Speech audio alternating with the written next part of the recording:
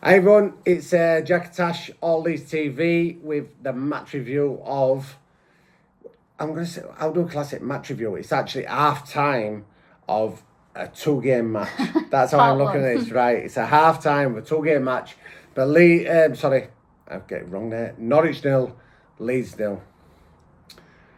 How are you feeling about that? First half, I was disappointed. Second half, felt much better at the end of the game. Why? Well, we're getting into that. How do you feel? Me, I'm absolutely over the moon with that performance that I've seen today from that set of players, from a manager's decision of how he went with a team to a 4-3-3, when I've just seen it for so long over the last 6-7 weeks how much we've been overrun in midfield, and he's gone free in midfield. That to me, I think everyone has gone on about Daniel Farke. He's not got no plan B. We've been big critics of him. Yeah. We've been massive advocates that he needs to change something, and today he did. And I'm going to say now, I'm coming away, 0-0 away at Norwich, right? It's a great result for us in the playoffs. Considering the past 6 games, as well. That's what I'm on about. Yeah. People are going on, we could have won that game. Yeah, we could. They probably were there for the taking at the end.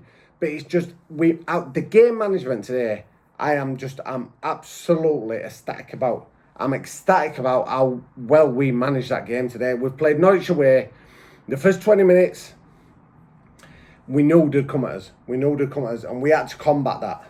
Yeah. And I think we had a little bit of a disagreement during the first half, did we not, about it? Yeah. Yeah? When I was like, Leeds need to slow this down. I know you were saying, no, we just keep going, you... Yeah, you did. And I'm like, this is the perfect tactics. Right, we'll get on to that. First of all, I just want to check, has the sun got to your head? Because I've never seen you so positive in all my life. I am positive after seeing that. I won this morning. Right, so you asked me why was I frustrated in the first half, right? I just thought there was a lot of stupid giving away the balls. It was annoying me because we was either kicking the ball too hard at each other or too short. Couldn't just do a simple pass, which was annoying me. I agree with you. We should have... It was fine when we were slowing it down, but when you're slowing it down so much, you're like going in reverse all the time. That's not good either. You just need to, slow it down, but you need to know when to break as well. There's a couple of times where, we should have just broke and there's just no momentum, and that is for me is where it was frustrating.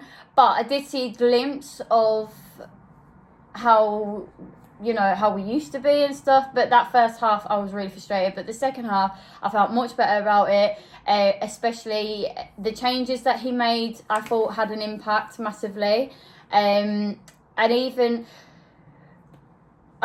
so where I'm going with that is Anthony when he came on, he made such a difference with Byron. Byron kept going back a lot, but when Anthony was there, he wasn't. They were doing a lot of overlapping on the wing as well, which I thought was good. And then, obviously, when Dan James came on, he was the finishing touch that I was talking about in the first half. Like, great, keeping the ball and stuff and things like that. But then when we built up, it just seemed to be like we were just slowing it down too much right at the end rather than quick passing and bam, getting the goal. Dan James put that pressure on up front where we didn't have in that first half. And I thought it was just a lot. I just thought the second half was a lot better than the first half. Right, the second half was a lot better than the first half. But no, this isn't what's pleasing me. It's not. It's the first half that's pleasing me. Really? Yeah. Oh, I'm going to massively disagree with you on that. You can massively disagree with me, right? No, hold on. I was really disappointed with that first half. Right, Norwich at home. Yeah, they've got a crowd behind them. Yeah. They've got the crowd singing, everything like that. Leeds, halfway through that second half, just slowed the game down. Just completely slowed the game down. We're talking about the first half. No, I'm on about, the first half. Yeah. They just completely slowed the game down took the sting out of the Norwich crowd. Yeah. Will you let me finish? I am letting you Took finish. the I'm sting just out of the saying, crowd. yeah. Took the sting out of the Norwich team because they were well on top, right? It was perfect how they have just played that game. And this is what I say, it was perfect. I have not seen that for a while from Leeds United.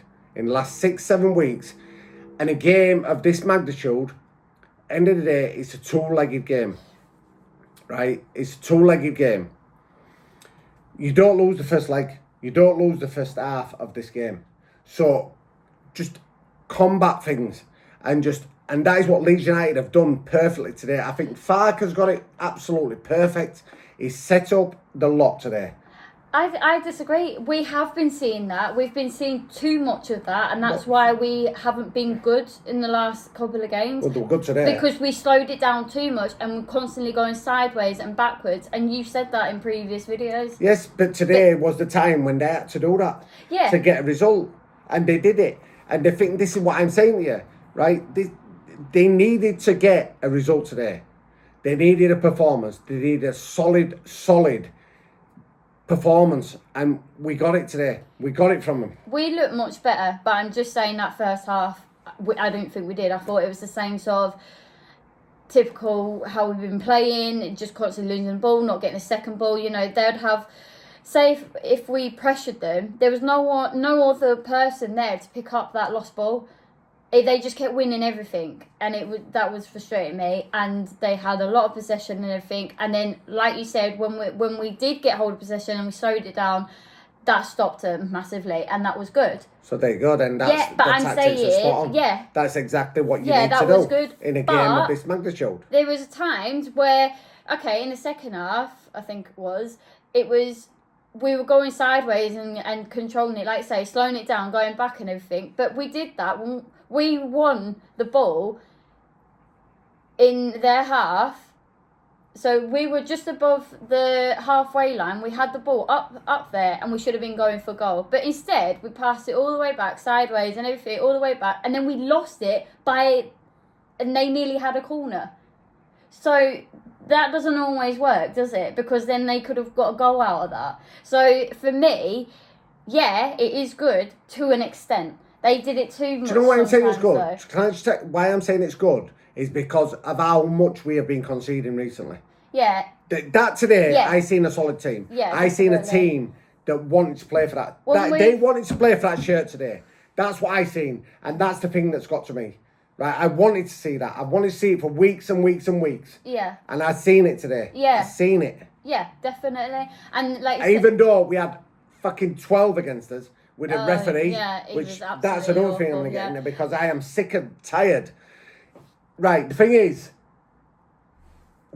I don't like the Premier League. I don't like VAR. I don't like anything else. But on the other hand, that referee today is I don't know if there's a bias against Leeds United. I am absolutely sick and tired of it now. The amount of soft free kicks Norwich got for nothing. Fair enough, Willie not got a booking today, but he shouldn't have done what he did. He clapped at the referee. He could have let it go, the referee, and just said, look, don't do that to me. It's all right. But that penalty, and I am absolutely disgusted by this now. We just scored, obviously we got the offside goal as well. That'll by millimetres probably. Yeah. Willie got one against Middlesbrough and he was 5 yards offside. Yeah. So what, you know, I suppose it goes both ways then. But that today were the most cold stone penalty I have seen in football. Now, and obviously we haven't been to the game today, but even the commentator said, Ellen Road, that's given. It was given. And I think maybe it was so early in the game, it was 6th, 7th minute, he was too petrified. But what, you're either a referee, you either see a decision or you don't see a decision. I cannot get my head round these referees. I can't. And I think half the time he was playing a whistle because he just wanted to slow things down and have a break because of the heat. Well, yeah, you've got that as well. I mean, that's what I say. That's another thing. Yeah, why it was good to slow it down because of the heat and everything. Of course it was. This is what I say. And like you said earlier, it is good because I think we conceded like 9 goals in 3 games or something ridiculous. Exactly. So it's good that we didn't concede. People going on. But that does bring me on to Melia was really frustrating me in that first half as well, and I think that also contributed to why I was getting annoyed in the first half. But yeah, I just think it'd just be nice to break, because we saw it with them. When they broke, they looked dangerous going forward. Yeah, but did they? But we did. What did they do? When they broke, they just got in, yeah, but they got in the positions and didn't they do were nothing. fast. Yeah, but they were fast and broke, But they did nothing. Yes. They did nothing Not because way. we managed the game perfectly, and it's as simple as that. I am just so happy with how that team managed that game today. I am, without Daniel Farker set them out. I think it's a step in the right way. I just hope, obviously, that we build on that now. But yeah. I think I thought if he brought on Dan James earlier, we probably could have won, but I didn't want to win in a way, because last time when we won at Derby and then we lost at home, so I'm hoping that it's changed the curse a bit. There's always been them thoughts, and I think that's why I was so nervous today coming into this. My nerves were more our form just recently. Yeah. The momentum, the mental side of it. Yeah. And just, I think I did actually hear a commentator actually say that they may have had a few psychological talks, and because for you to get 90 points of the season and actually not get promoted it's a big thing for you mentally. You put all that work in all year long, and you've still missed out, and then you have to try and do at least 2 games and maybe a third game, which that would be even more pressure. The third game, obviously at Wembley, everything going on. So I think psychologically there's a lot involved in it, but I've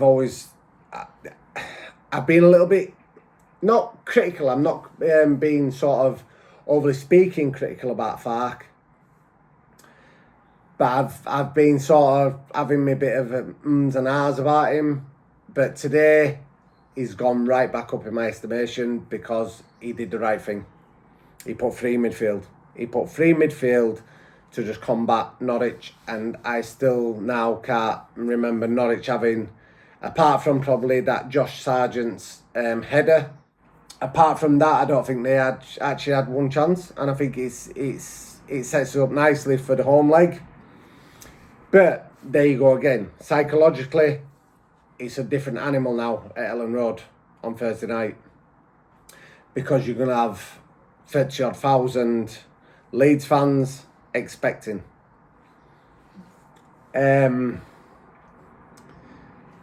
it need a different psychological thinking towards it? I think it does, because that crowd, I think if we don't score early on Thursday night, I think the longer it goes on for Norwich, it's going to be more advantageous to them, in that the crowd will get nervous, and it will actually go the other way. The players will feel it. The players will feel it. But I think we've definitely got enough. We've 100%, after seeing that today, we've got enough to see this through now. We have. Yeah. So I feel a lot more positive about the playoffs than I did to begin with. And that second half made me a lot more positive. And I think Dan James... The first half made me positive. I don't care about the second half. The first half that made me positive. The second half and the change... I like the starting lineup, and I like the changes that he made in the second half as well. I thought, Fark was spot on today. I just wish we had a bit more momentum going forward. That's all.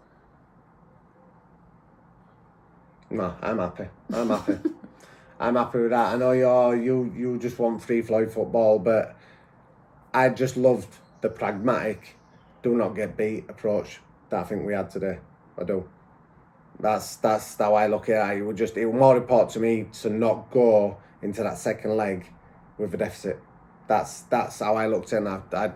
I'm not a genius in football, but I think that Daniel Fark looked at it in that way as well. I just think I do. Melia worries me a bit. Well, going into that, you could see even Norwich players picked up on that, and they were like, "Oh, every time Norwich fans."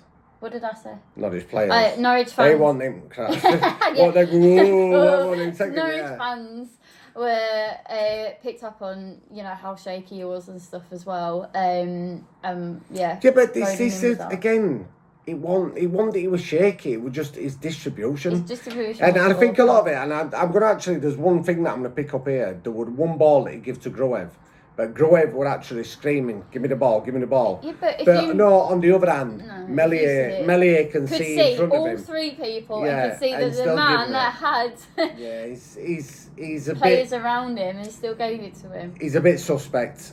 And also the one which I've been a big fan of him, but Rutter, I at the minute I just don't think he's bringing anything to the team.